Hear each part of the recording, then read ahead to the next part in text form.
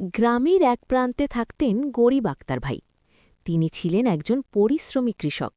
নিজের ছোট্ট জমিতে চাষ করেই তার সংসার চলত। আক্তার ভাইয়ের সবচেয়ে প্রিয় ছিল তার বড় কুকুরটা।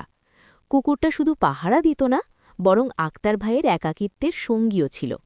মাঠে কাজ করতে গেলে কুকুরটা সব সময় তার পাশে পাশে ঘুরত। একদিন ভোরে আক্তার ভাই মাঠে যাওয়ার সময় দেখলেন কুকুরটা কোথাও নেই।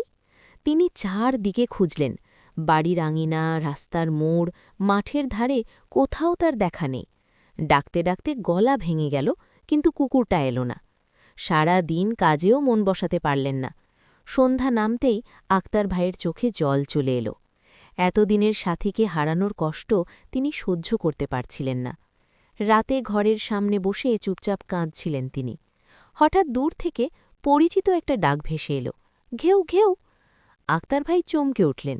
অন্ধকারের ভেতর থেকে ছুটে এলো তার সেই বড় কুকুরটা। কুকুরটা এসে তার পায়ের কাছে লাফিয়ে উঠল, লেজ নাড়তে লাগল। আক্তার ভাই আর নিজেকে ধরে রাখতে পারলেন না। কুকুরটাকে বুকে জড়িয়ে ধরে কাঁদতে লাগলেন, আনন্দের কান্না। সেই রাতে আক্তার ভাই বুঝলেন, গরিব হলেও ভালোবাসা থাকলে জীবন কখনো ফাঁকা থাকে না।